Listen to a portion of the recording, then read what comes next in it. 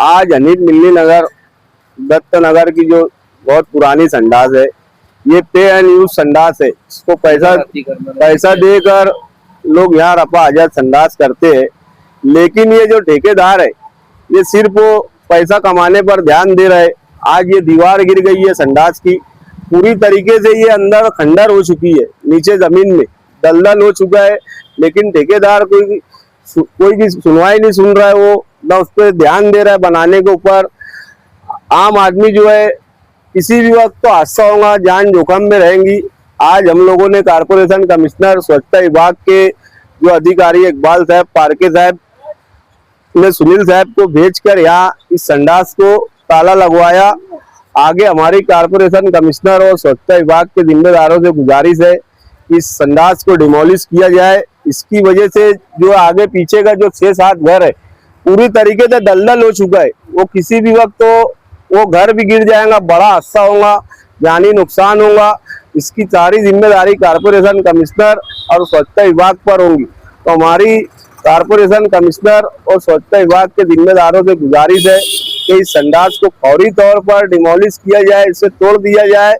उसके बाद जो भी आगे का बजट का जो भी मामला रहेगा, हम लोग साइड मेंबर, हम लोग कारपोरेटर, हम लोग मिलकर उसको बजट डालेंगे और इंशाल्लाह उसको नई सड़कों पे बनाएंगे। मालेगांव शहर में महवी नगर, रौनकाबाद और नुमानी नगर, इस एरिए में संडास नहीं है। इसी एरिए के लोग रौनकाबाद की संडास और दत्ता नगर की संडास यूज करते हैं, जबकि दत्ता नगर के हर घर के अंदर संडास है। और रहमतपुरा इस एरिए में भी संडास है, मगर उस वार्ड के जो कारपोरेटर है, यहाँ पर किसी भी तरीके का फंड दिया नहीं जाता है और पूरी पब्लिक वही की यूज करती है। उनका काम है कि आज अगर आप सत्ता पे हो तो रौनकाबाद की संडास और महवी नगर की संडास के ऊपर पूरा ध्यान देना चाहिए। ये नहीं कि जो ठेके पे चला गया है उसका सिर्फ पैसा खाओ, महीना भर हो जाती है। यहाँ पर सफाई का टैंकर नहीं आता है, कोई कर्मचारी नहीं आते हैं, सिर्फ पैसा लूटते और लेके चले जाते हैं। मैं सत्ताधारी से लोगों से गुजारिश करता हूँ कि अगर जल्द इस संडास के ऊपर तवज्जो नहीं दिया गया तो हम बहुत बड़ी तहरीक चलाएंगे।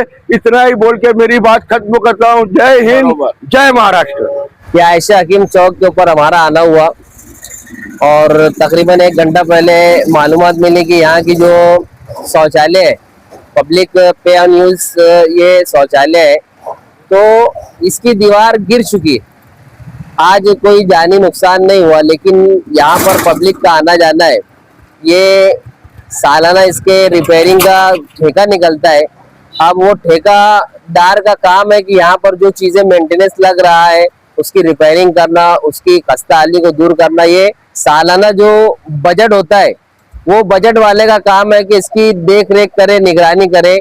लेकिन अब ये इजाज बेग साहब ही बताएंगे कि 2 रुपये जो गो खाओ आदमी है, जिसका मामला है कि वो लोगों को 2 रुपये लेकर खाना, आज गांव में भी पैसा देकर हो गया और उस खाने को बाहर निकालने का काम भी 2 रुपये देकर होता है। तो मालेगांव शहर के अंदर जो लोग इस तरीके का कारोबार कर रहे हैं, कि उनका काम था कि वो ऐसी शौचालय की निगरानी करे, उसकी खस्ताहाली को दूर करे, लेकिन उन्होंने नहीं किया। आज ये टॉयलेट गिर चुकी है, उसको फौरी तौर पर इसको मुनादिम कर अच्छा बजट देकर इसको दोबारा से तामीर किया जाए। और इसके आसपास रहने वालों को इस शौचालय की वजह से बहुत दिक्कत है। इसके अंदर बड़ी बड़ी घूस ने अपना ठिकाना बना लिया है, जो आजू बाजू रहने वालों के घरों को भी खोखला कर रहे हैं, जो इस बात का ऐलान कर रहे हैं कि इस शौचालय का ठेका लेने वाले जो शहर से बैतुल माल को लूट रहे हैं, वो इसी तरीके से वो घूस इनके घरों के पहियों को कमजोर कर रहे हैं। तो इन दोनों घूस से निजात मिले, ये हमारी कारपोरेशन से, कमिश्नर से हमारा ये निवेदन है, इल्तिमास है कि आप इसके ऊपर फौरी कार्रवाई करें और इन गो खाओ लोगों से मालेगांव को पाक करें।